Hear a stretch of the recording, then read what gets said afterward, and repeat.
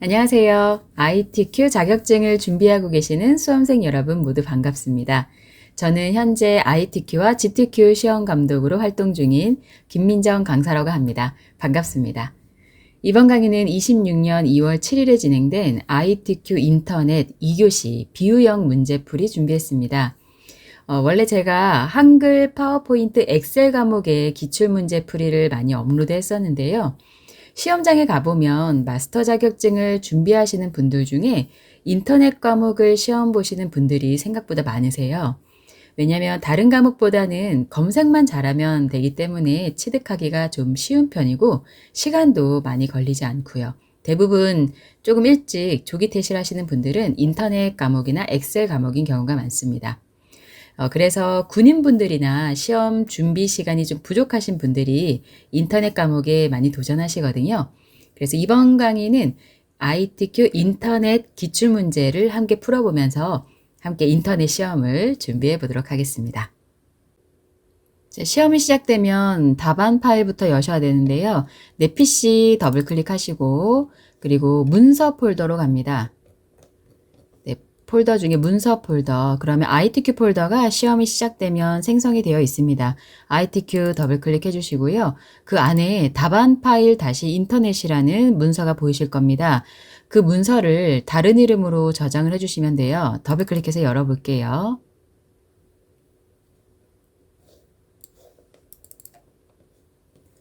파일에 가셔서 다른 이름으로 저장하기 하셔도 되고요. 아니면 디스켓 버튼 옆에 있는 화살표 클릭해서 다른 이름으로 저장하기 클릭하셔도 되겠습니다.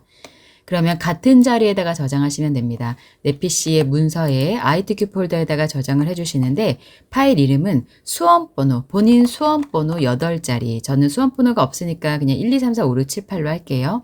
빼기 본인 이름 그리고 빼기 인터넷이라고 이름을 넣어주시면 되겠습니다. 그리고 그 파일의 확장자가요. 한글 표준 문서 HWPX로 되어 있는지 확인해 주셔야 되겠습니다. 만약에 그냥 HWP로 되어 있으시면요. 하단에 파일 형식을 클릭하셔서 HWPX로 선택해 주시면 되겠습니다. 파일 이름이 바뀌어서 제가 다시 한번 수정을 하도록 하겠습니다. 수험번호 빼기, 이름 빼기, 인터넷. 이 부분은요, 시험지에도 안내가 되어 있으니까요, 참고하시면 되겠습니다. 저장할게요. 자, 제일 상단에 보시면은 파일의 이름이 바뀐 것을 확인하실 수 있고요. 이 인터넷 답안에도 하단 부분에 보시면 답안 작성 요령이 안내가 되어 있죠. 수험번호 빼기, 성명 빼기, internet.hwpx로 ITQ 폴더에다가 저장해 주시면 되겠고요.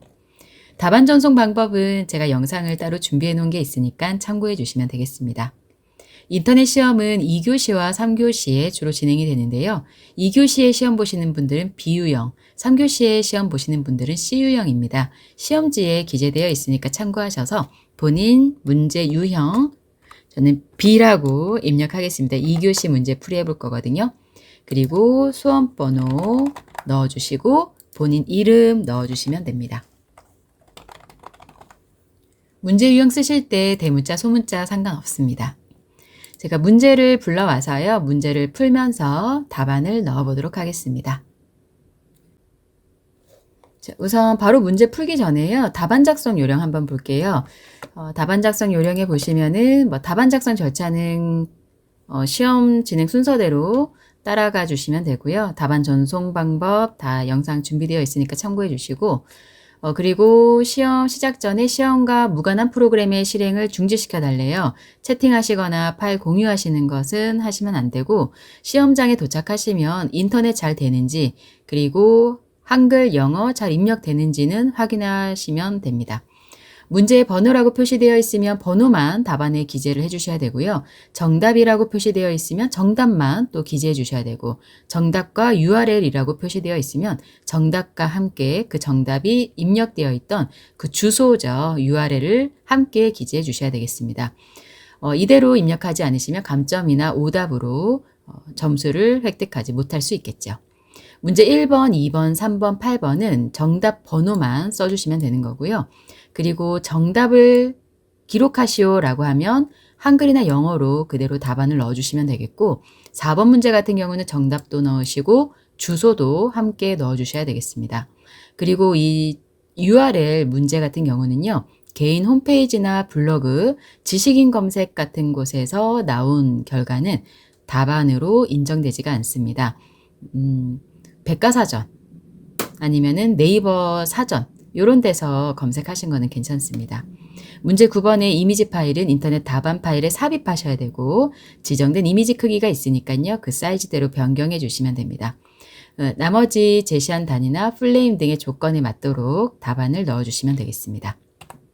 자, 우선 1번 문제부터 풀어볼 건데요. 항상 1번과 2번 문제는 일반 인터넷 윤리 문제입니다. 이것은 따로 검색하실 필요 없이 그냥 문제를 읽어보면 푸실 수 있는 우리 옛날에 공부했던 도덕 문제 같은 거라고 생각하시면 되세요. 정부기관 사칭 피싱 메일이 왔을 때 대응 방안으로 옳지 않은 것은 의심스러운 메일은 삭제하거나 관련 기관에 신고한다. 맞는 얘기죠. 운영체제와 자주 사용하는 문서 프로그램 등 최신 업데이트는 해주시는 게 좋습니다. 보안상의 문제로요. 긴급하다는 문구가 있는 경우 즉시 링크를 클릭해서 안내에 따르나요? 스팸 메일일 수도 있고요. 불법적인 메일일 수도 있으니까 긴급하다고 해서 무조건 링크를 클릭해서 안내에 따르실 필요는 없겠습니다. 1번 문제 답은 3번이 되겠네요. 자, 4번은 그냥 패스할게요. 인터넷에서 익명으로 글을 작성을 할 때, 그러니까 이름을 가리고 글을 작성할 때 주의하실 내용으로 옳지 않은 것은 타인의 개인정보나 민감한 사항을 노출하지 않도록 주의해야 되겠죠. 다른 사람의 개인정보와 민감한 사항은 노출하시면 안 되겠습니다. 특정 대상이나 인물을 비방할 목적으로 글을 작성하여도 법적 문제가 되지 않나요? 아니죠. 다른 사람을 비방하는 목적의 글은 쓰시면 안 되겠죠. 답 2번이네요. 나머지도 좀 볼까요? 감정적인 언행을 피하고 중립적인 태도가 좋겠고요. 사실에 근거하지 않은 허위 정보는 올리지 않는 게 맞겠습니다. 자, 그러면 여기 문제 바로 답을 넣어 볼게요. 아까 1번 문제의 정답은 3번이었고 2번 문제의 정답은 2번입니다. 숫자만 입력해 주시면 되겠습니다. 자, 이제 인터넷 검색입니다. 문제가 3개인데요. 제22회 제22회 서울국제환경영화제의 수상작을 찾으라고 하네요. 이 부문별로 영화제의 수상작을 찾아서 번호를 또 입력을 해주시면 되겠습니다. 문제에 번호를 쓰라고 되어 있으니까 이 수상작의 이름을 쓰시는 게 아니라 숫자를 써주시면 됩니다. 자, 인터넷에 들어가서 찾아볼 텐데요. 중간중간에 저장은 답안 저장해 주셔야 되겠지요. 디스켓 버튼만 눌러서 저장하시면 됩니다. 단축키 컨트롤 S 누르셔도 되고요. 자, 그리고 아까 보셨는지 모르겠는데요. 그 메뉴 중에 보기라는 메뉴에 가보시면 조판부 체크하는 부분이 있습니다. 이 조판부에 체크가 되어 있다면 엔터키 치거나 이 표가 들어간 부분에 이 부호들이 표시가 됩니다. 이렇게 되어 있으면 여러분들은 더 헷갈리실 수 있으니까요. 이런 칸 띄우기나 엔터키 친 부분, 조판부호 표시된 걸 지우고 싶다 하시면은 보기 메뉴 중에 조판부호 체크되어 있는 거 해제해 주시면 깨끗한 상태에서 우리가 정답만 잘 입력할 수 있겠습니다. 자, 이제 인터넷에 들어가서 검색을 해봐야 될 텐데요. 인터넷 브라우저로 접속하셔야 되겠지요. 구글 크롬이나 마이크로소프트 엣지 중에 또는 뭐 네이버 웨이를 사용하셔도 상관없습니다. 어떤 브라우저로 인터넷에 접속하셔도 상관은 없는데 저는 구글 크롬을 이용하겠습니다. 바로 더블 클릭해서 들어가셔도 되고요. 바탕화면에 인터넷 브라우저 프로그램이 없다면 시작 메뉴에 들어가셔도 됩니다. 저는 편의를 위해서 지금 문제를 열어보고 있는 프로그램이 크롬이어서요. 이 위쪽에 새 탭 버튼을 클릭해서 바로 크롬을 열도록 할게요. 크롬 더블 클릭하는 거나 동일하죠. 크롬에 접속하시면 첫 화면이 구글이 뜨실 수도 있고 네이버가 뜰 수도 있습니다. 그 부분은 시험장마다 다르게 첫 화면이 설정되어 있을 수 있습니다. 구글에서 바로 검색을 하셔도 되겠지만 저는 네이버에서 검색하는 게 좀 편해서요. 익숙해서 네이버 사이트로 들어가서 검색을 좀 해볼게요. 네이버 들어가 보겠습니다. 네이버 홈페이지로 접속해서요. 아까 문제에 있던 내용 검색을 해볼게요. 자, 문제에서 제22회 서울국제환경영화제 수상작이었습니다. 제22회 서울 국제환경영화제 수상작.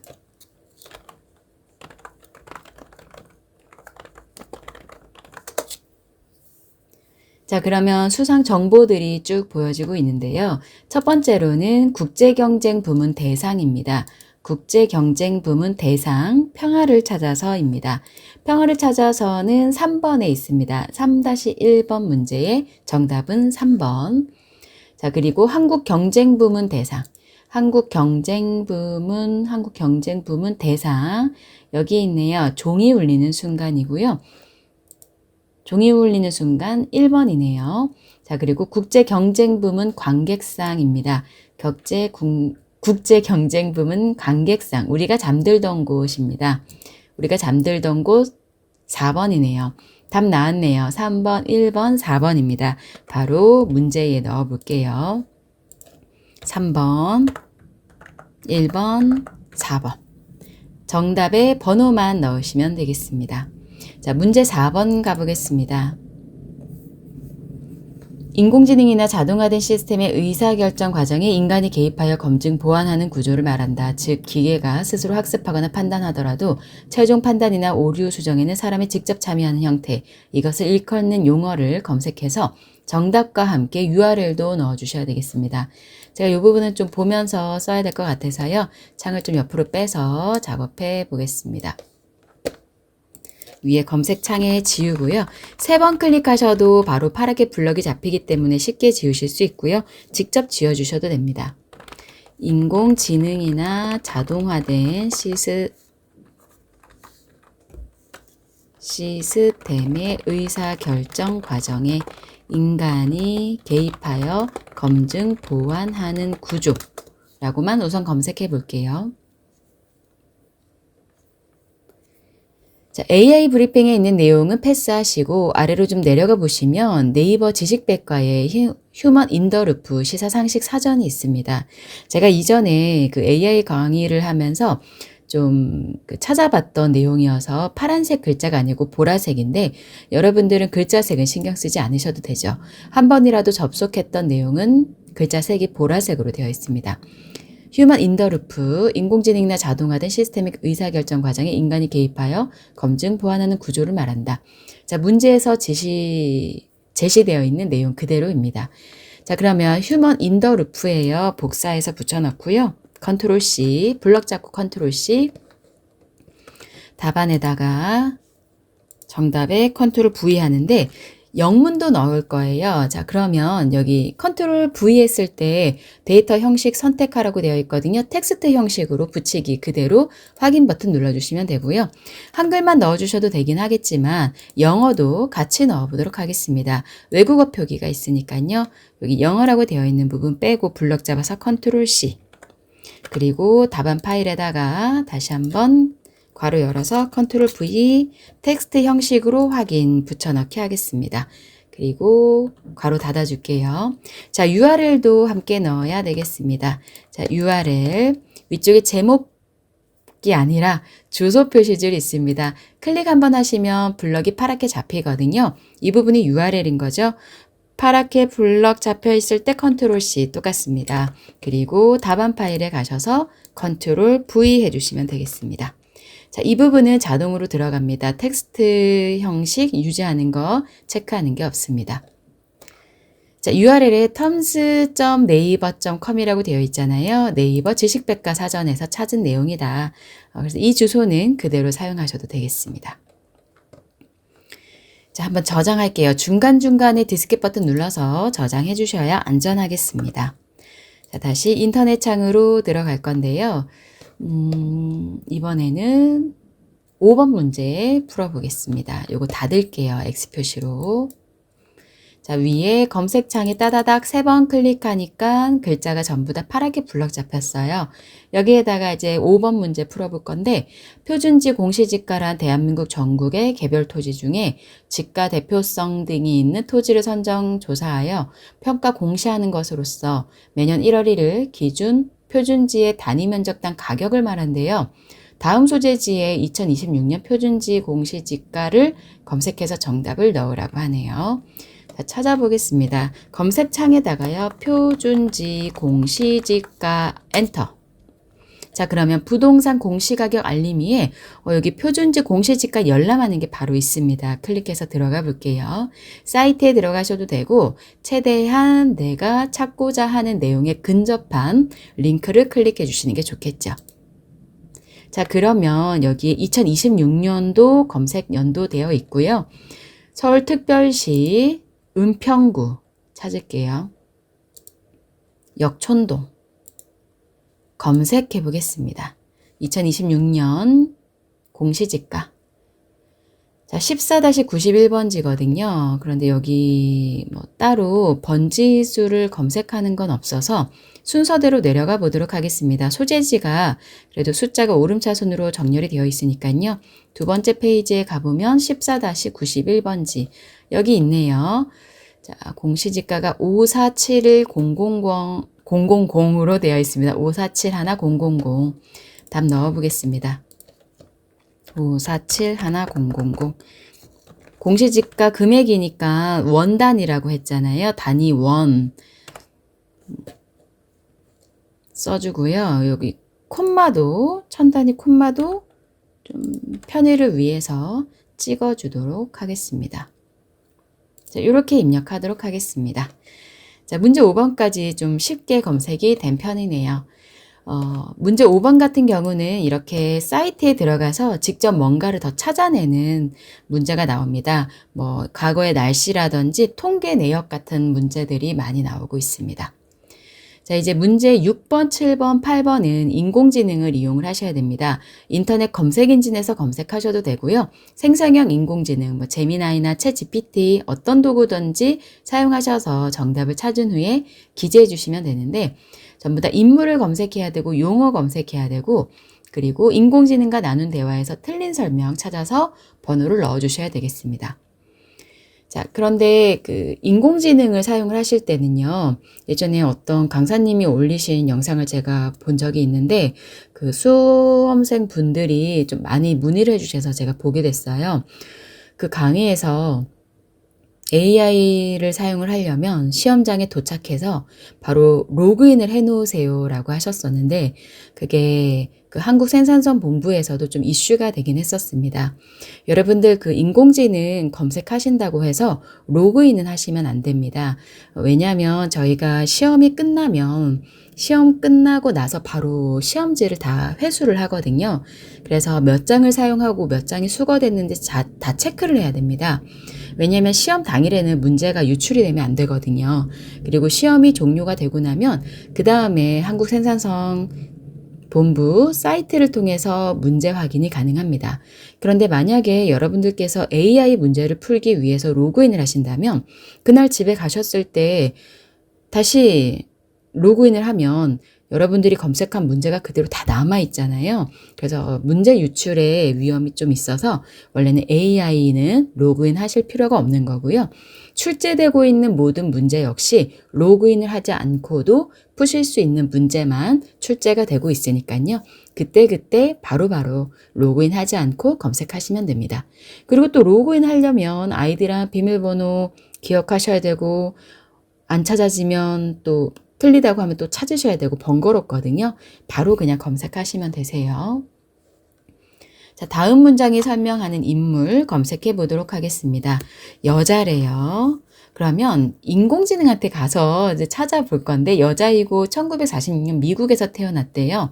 뭐 2번 이혼했고 2명의 아들이 있고 상도 많이 탔고 뭐 배우이자 가수라고 하는데 좀 이슈가 됐던 게 날씬해 보이려고 갈비뼈 제거 수술을 받았다라는 풍문이 퍼져서 뭐 증명을 해 보인 경우도 있었다고 하네요. 이 사람을 찾을 건데 요즘에는 네이버에서 찾으셔도요. 네이버도 AI 브리핑이 되기 때문에 쉽게 찾으실 수 있고요. 저는 인공지능 챗 GPT를 이용해서 한번 찾아보도록 하겠습니다. 챗 GPT 들어가 볼게요. 챗 GPT.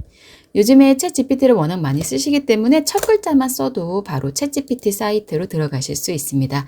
저 로그인 되어 있지 않은 상태예요. 로그인 하라고 되어 있으니까요. 바로 검색해 볼게요. 여자이며 1946년 미국에서 태어났다.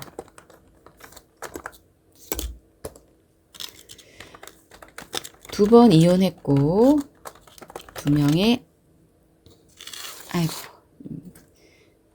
두 명의 아들이 있다.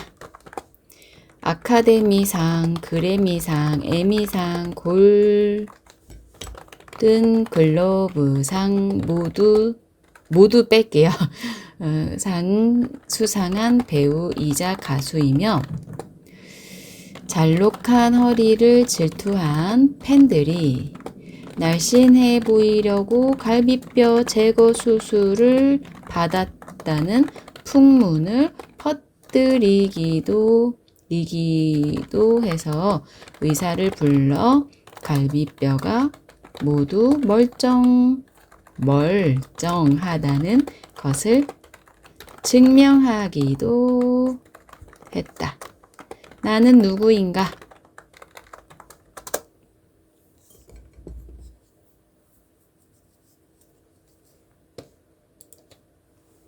찾아보고 있네요. 누군지 나옵니다. 셰어라고 나오네요. 네, 뭐 두 번 이혼, 두 명의 아들 전부 다 나오고 있습니다. 정답은 셰어. 자, 한국어와 영어 두 개 다 복사하겠습니다. 컨트롤 C. 그리고 답안에 가서요. 정답 6번에 컨트롤 V 하겠습니다. 텍스트 형식으로 붙이기 확인. 자, 7번입니다. 철수는 뉴스에서 다음과 같은 내용을 접했대요. 주식은 상사회사에 이거 그냥 우선 쭉 써보겠습니다, 여러분. 그냥 쭉 써볼게요.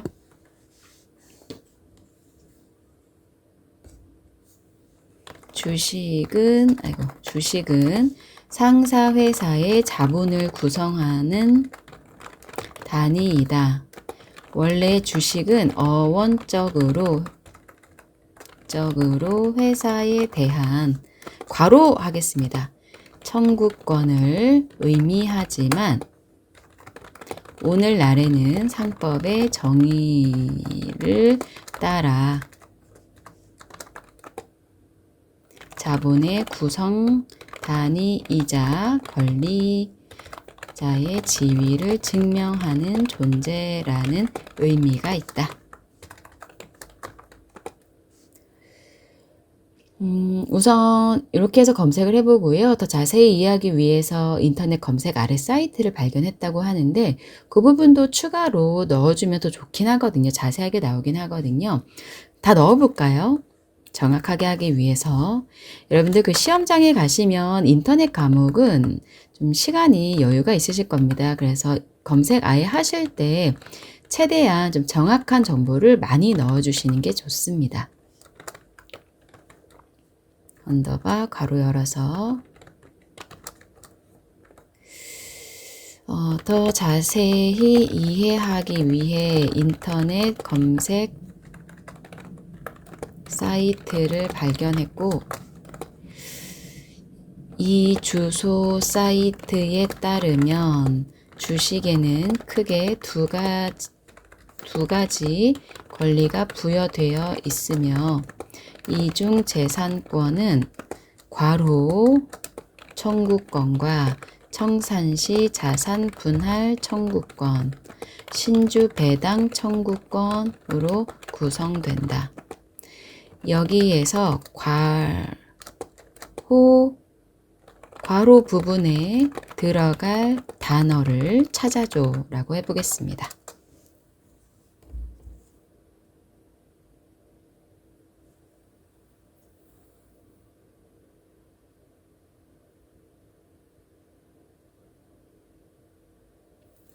정답은 다음과 같습니다. 주식의 어원적으로 의미하는 자본권에 대한 청구권, 여기 가로는 청구권이 들어갑니다. 그런데 얘가 조금 오류가 있는 것 같네요. 회사에 대한 청구권을 의미한다고 문제에서 나와 있었는데 이 앞쪽에 괄호화된 청구권을 얘기하는 거거든요. 그리고 재산권은 배당 청구권과 함께 설명되는 건 역시 배당 청구권입니다. 원 문자에서 가로에 들어갈 단어는 청구권이 이미 들어가 있으니까요. 제가 봤을 때는 이 배당 청구권, 이 부분이 정답인 것 같습니다. 배당 청구권, 그쵸? 원래 주식은 어원적으로 회사에 대한 배당 청구권, 배당이라는 단어가 가로 안에 들어가야 되겠습니다. 자, 그러면 청구권은 빼고요. 배당과 요 영어를 한번 넣어 보겠습니다. 왜냐면 문제에 이미 청구권이라는 내용이 있거든요. 그래서 배당이라고 입력하고요. 영어도 함께 입력을 해 보죠. 네. 다 같이 써도 문제에는 그 점수에는 해당이 되지 않을 것 같긴 합니다. 뭐 배당 청구권이나 이 배당 청구권 이렇게 좀 중복해서 들어가도 상관없는데 문제에서 청구권이란 단어가 있으니까요. 청구권은 빼도록 하죠. 이렇게 입력할게요. 문제 8번입니다. 다음 생성형 인공지능과 나눈 대화에서 틀린 설명에 해당하는 번호를 찾아 적으시오. 번호를 찾아 적으셔야 되는데요. AI를 사용을 하시다 보면 그 할루시네이션이라는 현상 때문에 없는 내용을 진짜인 것처럼 인공지능이 내용을 얘기해 주는 경우가 생기죠. 그래서 그 부분 중에서 틀린 부분을 찾는 것이라고 보시면 됩니다. 이 내용 자체를 얘한테 전체적으로 알려주고 틀린 부분을 찾아달라고 할 텐데 인공지능과 나눈 대화이니까 인공지능한테 다시 물어봤을 때 또 틀린 답을 얘기해 줄 수도 있습니다. 그래서 우선 챗 GPT한테 물어보고요. 정확하지 않다면 전 제미나이한테 한 번 더 물어보도록 할게요. 우선 챗 GPT한테 가볼게요. 다시 한번. 그리고 다시 질문을 쭉 입력을 다 해보도록 하겠습니다. 프란츠 리스트는 오스트리아 그냥 다 넣을게요.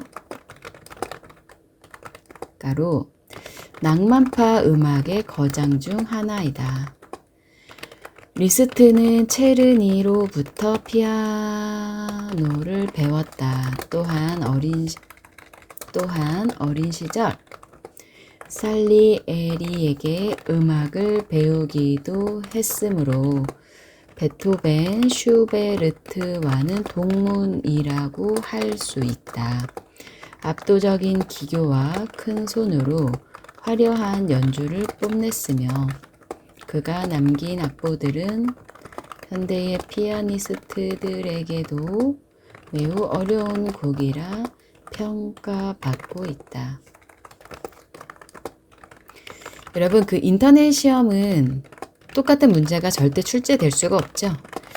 그래서 여러분들이 시험 준비를 하실 때에는 뭐 따로 공부를 한다는 생각을 하지 마시고 그냥 이런 식으로 검색을 해보면 되겠구나. 최대한 많은 내용을 입력해서 정확한 결과를 얻는 게 유리하겠구나라는 것을 좀 봐주시면 좋을 것 같습니다. 같은 낭만파 시대의 거장 쇼팽과의 관계가 좋지 않았다. 이 내용들은 인공지능과 나눈 대화인데 틀린 설명에 해당하는 내용을 찾아줘.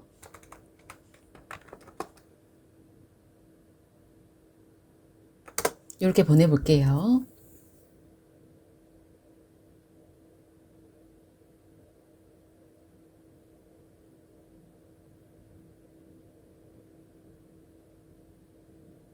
샬리에르에게 직접 배웠다는 부정확하대요. 동문이라고 할 수 있다.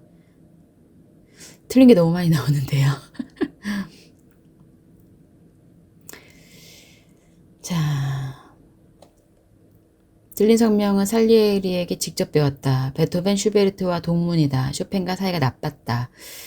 자, 그러면 이렇게 해보겠습니다. 낭만파였다는 것과 낭만파 음악의 거장 중 하나이다 라는 부분과 살리에리에게 음악을 배우기도 했으므로 베토벤, 슈베르트와는 동문이라고 볼 수 있다는 부분, 피아노라는 한 개의 악기로 오케스트라의 규모를 표현, 피아노를 측면으로 배치하고 악보를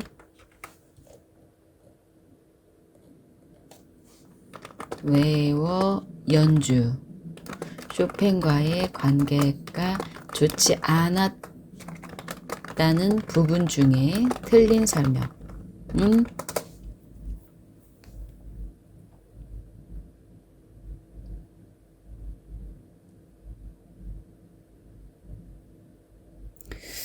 살리에리에게 배웠다 해도 베토벤이란가 슈베르트한 동문이라고 보기 어렵다는데요. 그리고 나머지는 확실하게 맞고 쇼팽과의 관계가 좋지 않았다. 예술 간의 차이로 거리가 조금 생겼다고 하네요. 자, 명백히 틀린 부분은 샬리 에리에게 배웠으므로 베토벤과 슈베르트와 동문이다. 이 부분이 틀렸다고 하는데 이 내용을 제가 그대로 복사를 해서 챗 GPT가 아닌 제미나이한테 한번 물어보도록 하죠. 구글 제미나이 그대로 입력해서 제시해 보겠습니다.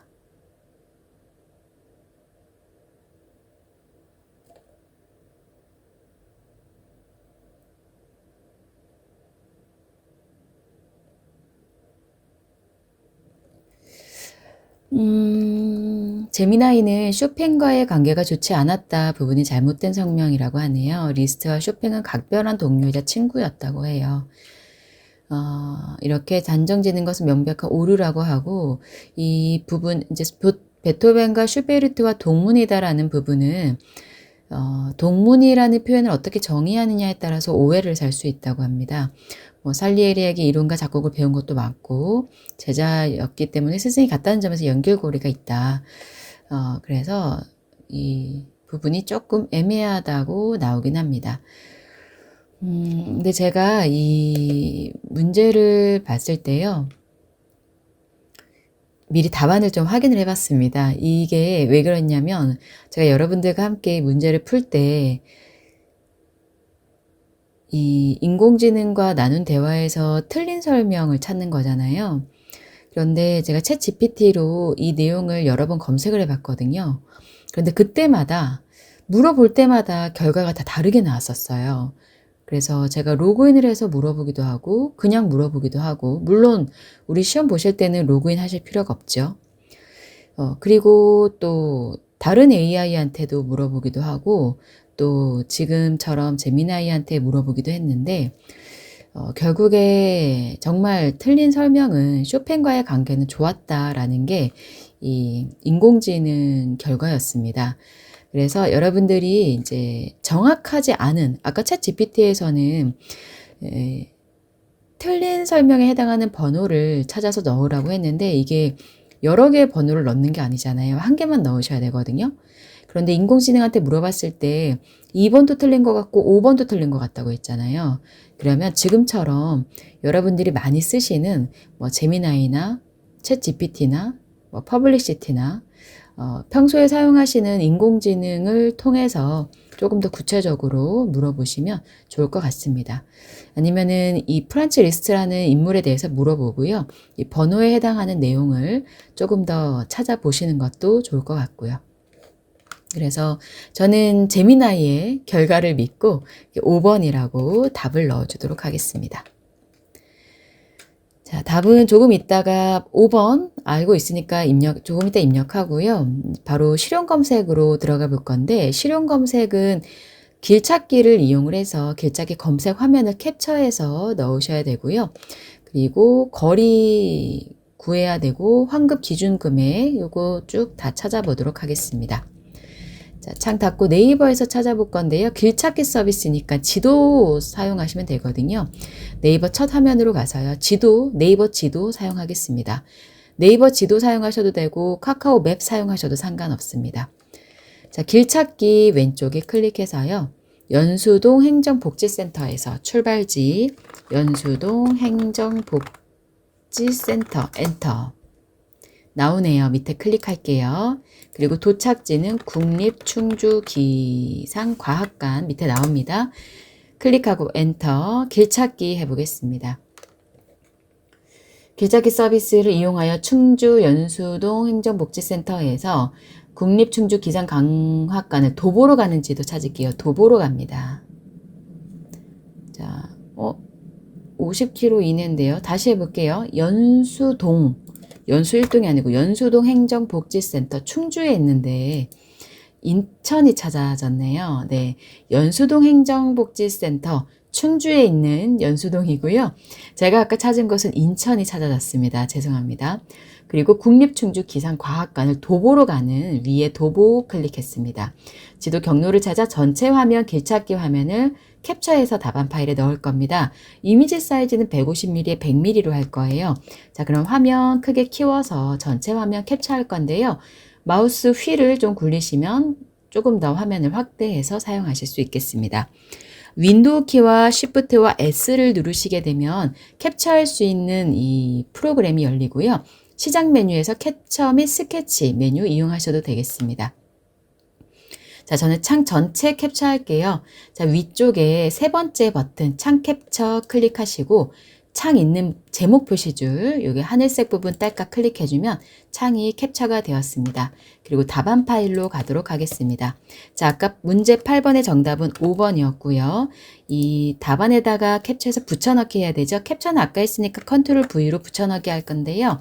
이때 사진을 따닥 더블 클릭하셔서 이미지 사이즈 고정값 너비는 150mm고요. 높이는 100mm로 하고 크기 고정하도록 하겠습니다.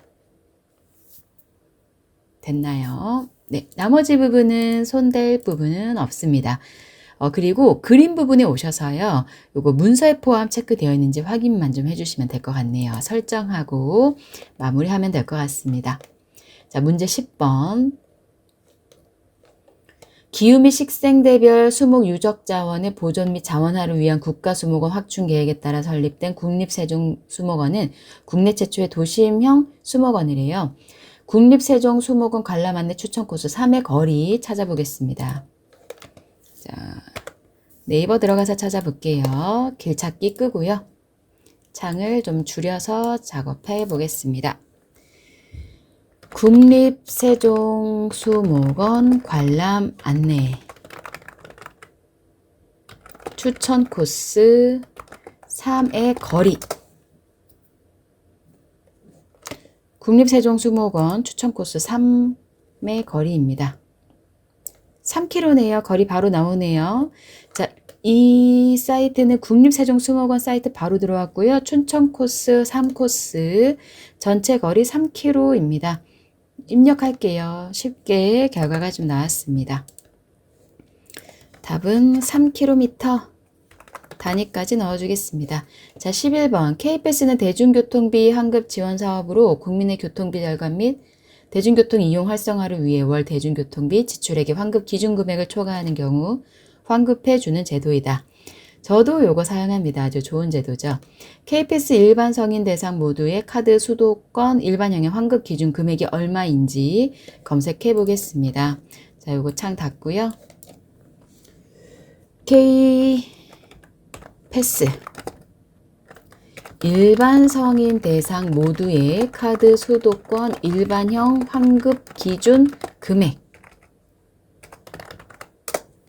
일반은 35세에서 65세입니다. 자, 수도권 일반형 기준 금액 일반형 기준 금액 62,000원인 것 같은데요. 자, KPS AI 브리핑으로 나왔습니다. 일반형 기준 금액 62,000원 맞는 것 같죠? 네.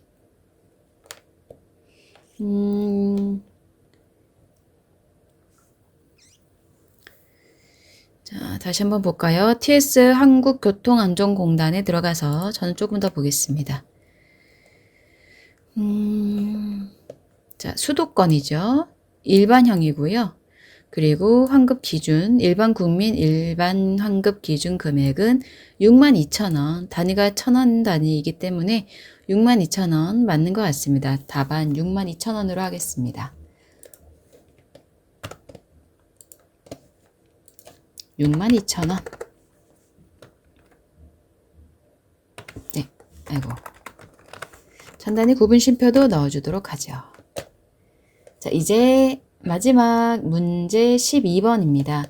국립중앙박물관은 국가의 문화유산을 체계적으로 보존, 관리하고 연구하면서 전시와 교육을 통해 그 가치를 국내외에 널리 알리는 문화기관으로서 유물, 건물, 관람객 등 모두 세계에서 10손가락 안에 꼽히는 자랑스러운 규모래요. 국립중앙박물관에 대한 정보를 검색해서 다음에 안내문 내용을 완성하라고 하는데 우선 국립중앙박물관 들어가 보겠습니다. 자, 인터넷 다시 들어갈게요. 기존 거는 닫고요. 국립중앙박물관 들어가서요. 자, 소장품 개성 경천사 터 10층 성탑 이미지 찾아야겠습니다. 자, 요게 검색창이 있네요. 여기서요. 개성 경천사 터 10층 석탑 검색해 볼게요.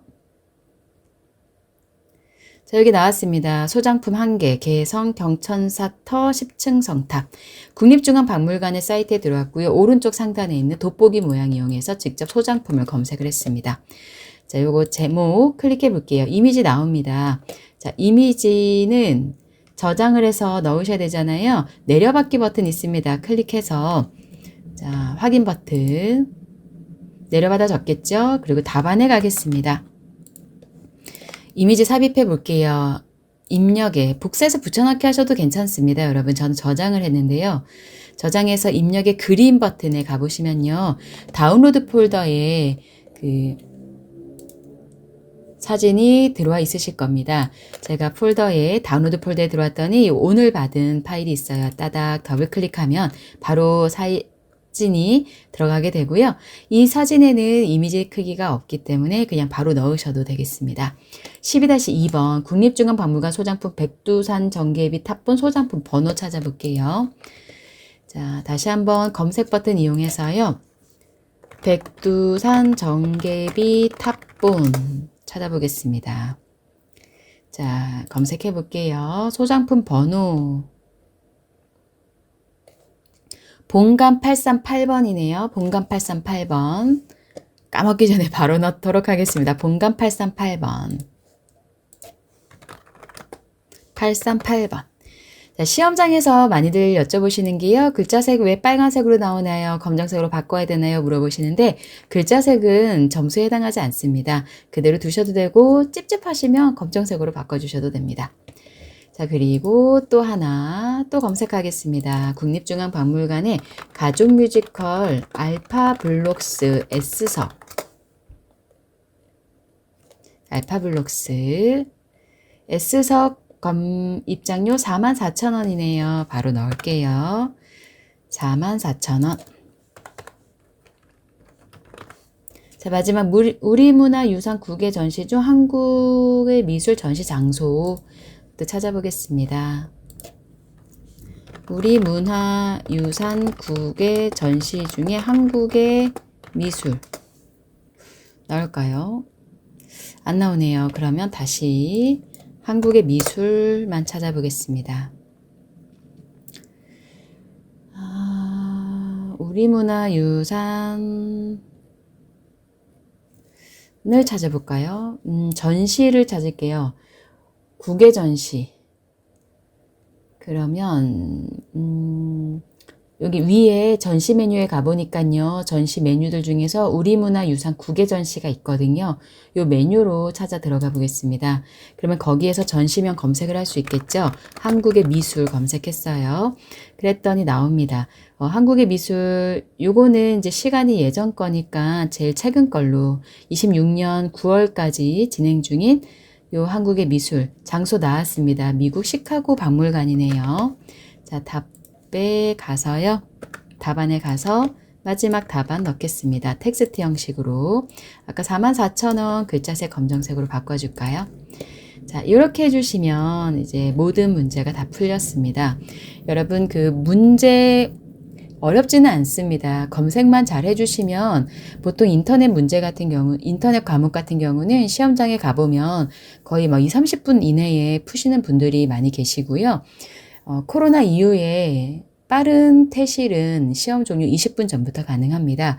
그래서 어차피 시험장에 40분은 계셔야 되니까 그 시간 내에 좀 천천히 우리 시험 시간 60분이잖아요. 60분 동안 정확하게 검색을 해보시는 게 좋겠고요.